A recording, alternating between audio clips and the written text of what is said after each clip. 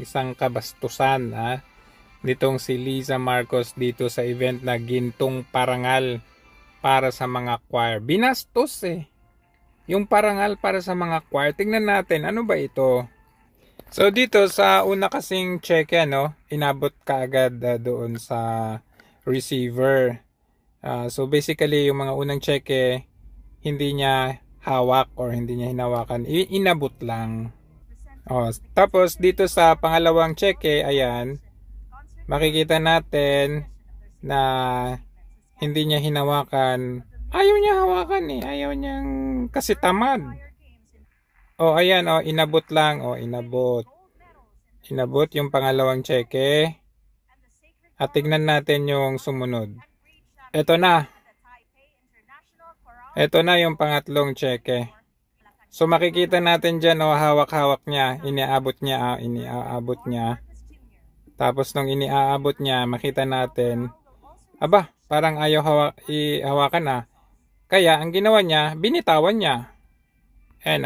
Ayan, binitawan niya. Bastos, 'di ba?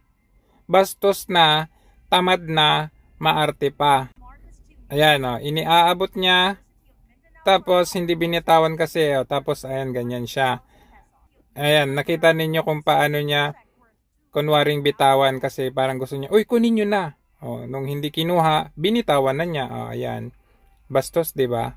Yan ang klaseng first lady meron tayo. Sa tingin ko ito talaga yung pangulo Ito yung pangulo kasi bastos, siya yung nasusunod, napaka New Yorker, yung they cannot afford me, yung mga ganong ugali.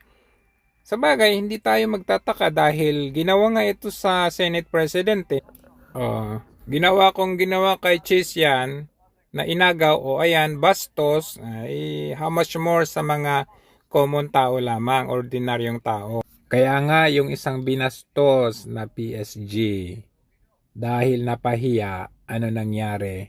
Nagpakamatay. Itong Liza na to, walang puso. May isang gwardiya dyan sa Presidential Guard, nag-suicide. Murahe mo. Kaya po napahiya. Sundalo, nagpakamatay.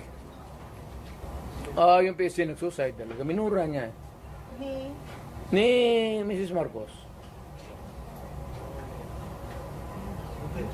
Kailan yan? Bago lang. Siguro mga 2 months pa lang ako na umalis.